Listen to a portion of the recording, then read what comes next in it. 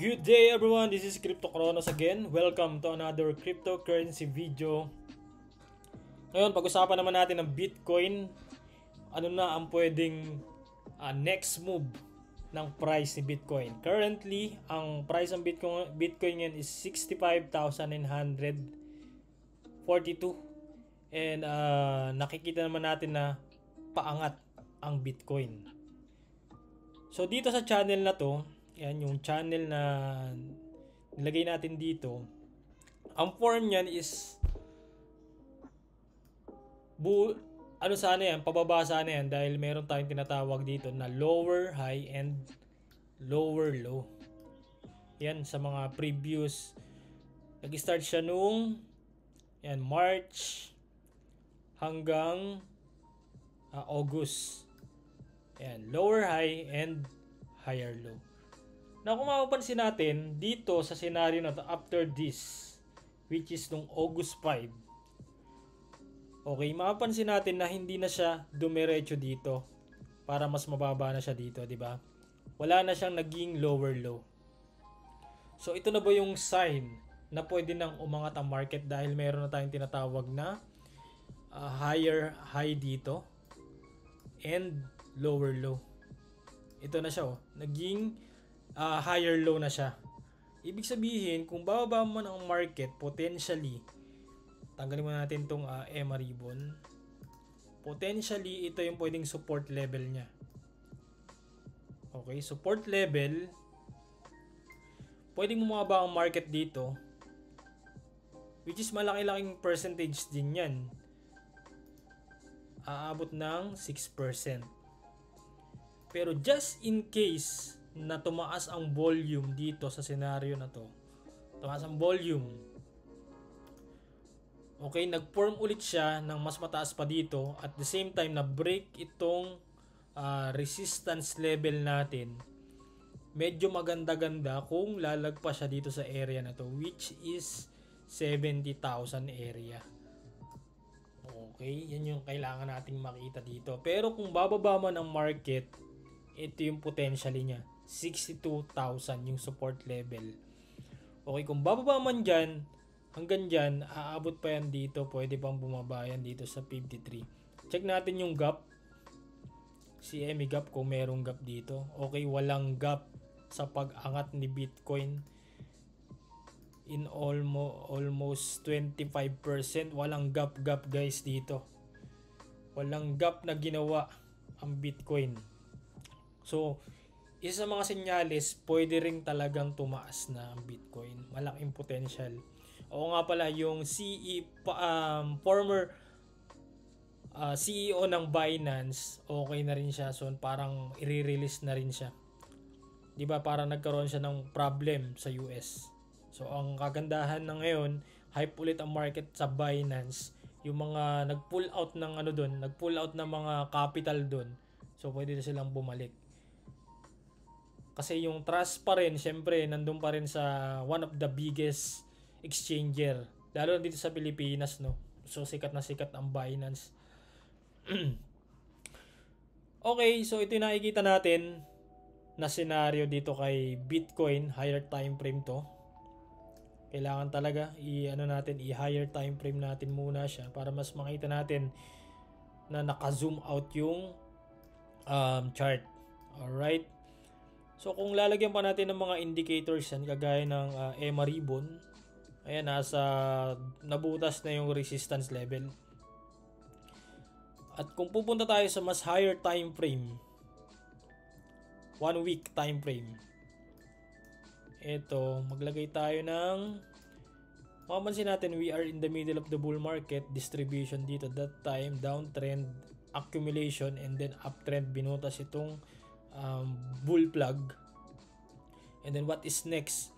Another bull plug para ma-consider natin na pwedeng umangat hanggang dito sa 162,000 USD. So kailangan na lang talaga mabutas itong resistance na to, itong channel na to dito. Ay, mapapansin natin sa EMA ribbon din, ayan, hindi siya totally binutas, at the same time strong support at talagang tumatama lang siya ng tumatama dyan. i-add natin muna itong EMA ribbon. At the same time, kunin natin dito sa moving average na 50 and 200 moving average. Mapapansin natin dito na nandito pa rin yung golden cross. Golden cross. Napaka good ano rin yan. Good signal din yan na pwedeng umangat pa ang market. Pero syempre doon sa mga nagle-leverage yan, consider as risk management. Maglagay ka ng stop loss pa rin. Hindi natin, may mga unexpected scenario sa market. So kung ayaw mong ma-liquidate lahat ng fund mo, use stop loss. Alright? So avoid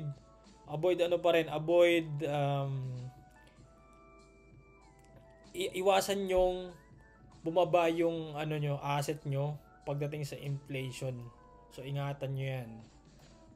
Yung iba, yung mga matatalino, sinisell muna nila yung yung mga bumababang asset nila kagaya ng kotse kung hindi mo ginagamit sa business. Yung property na hindi mo rin nagagamit sa business. Although tumataas yun, pero yung iba nagiging liability because of maintenance, 'di ba? Let's say resort, laki ang maintenance nun. So, kung hindi mo siya pinaparent or something like that. So, bababa yung value. So, dito sa cryptocurrency, isa sa mga tinitingnan ito ng institution para maiwasan mo yung inflation dito sa cryptocurrency. At the same time, yung Bitcoin lalo. Yung Bitcoin, napakaganda kasi open ito 24/7. Imagine that, open 24/7 ang Bitcoin. Pwede kang mag-exchange anywhere you want. Basta nag-a-accept din sila ng Bitcoin. Establishment or kahit even tao man. At the same time, compared to other, let's say, wala kang work or diskarte lang ang meron ka, sa bangko guys, kailangan nyo pa ng mga papers para makakuha ng yung ibang bangko kailangan pa ng mga papers para makakuha ka ng account nila. Pero sa Bitcoin, wala nang ganun-ganun. Walang discrimination sa Bitcoin, in short. Hindi ka tatanungin. 'Di ba? Yun ang kagandahan sa Bitcoin. No discrimination ng Bitcoin. At the same time, no double expending ang Bitcoin. 'Di ba? Pag sinend mo na dun sa other party, nandun na yung fund. Hindi na siya magdo-double spending. Hindi siya common digital. Ang tawag nga dito ng mga OG is the honest money in the world. Yung Bitcoin. Kaya marami ang nagtitiwala din sa Bitcoin. Sobrang dami na. Kung mapansin natin, ang nagsisirculate sa market is $2.2 trillion. Just imagine that. At palaki pa ng palaki to. At trivia, so noong last year, 2023, nalagpasan ng Bitcoin transaction ang Mastercard, Visa, at ano pa ba? Basta marami siyang nalagpasan na transaction. So ngayon, ang ginagamit talaga ngayon, ang madalas nang gamitin ngayon talaga is cryptocurrency. Kaya kung hindi mo pa alam ang cryptocurrency, baka it's time na para aralin mo to. It's time na. Kasi, just imagine that, kung nalaman mo to way back, bago mag-pandemic, 2019, ang value ng Bitcoin is 3,400, almost 180, 70,000. Magkano na ngayon? Almost 65,000. More or less 3.5 million. At ang Bitcoin ngayon ay pataas pa po. Pataas pa ang Bitcoin. Dahil sa supply and demand.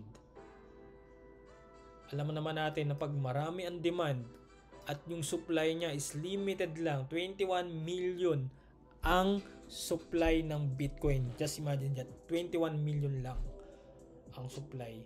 So meaning to say, pag marami ang gumamit niyan, like parang bigas, pag konti yung supply sa area at marami ang kumakain ng kanin, syempre, okay, so tataas yung value.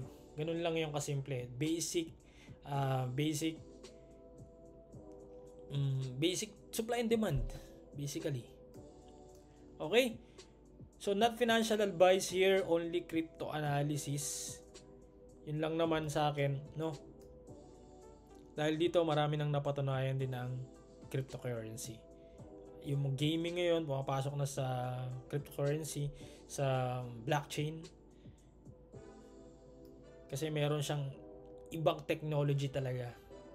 Meron siyang tinatawag na authenticity, yung mga NFT ngayon, yung mga arts, music, pumapasok na rin sa crypto world or blockchain technology. Okay, so malalim na topic po ito. Napalalim tayo, no? So right now, ang value ng Bitcoin 65,000 and expect na hopefully mas tumaas pa ang Bitcoin. So maraming salamat sa panonood. See you again sa next video. Doon sa mga hindi pa nakasubscribe guys sa aking YouTube channel, you can subscribe. And kung naghahanap ka ng community, pwede ka pumasok sa Telegram channel. Nandyan din sa link, dun sa sa description yung link ko. Okay? Maraming salamat. Stay smart. Stay rich.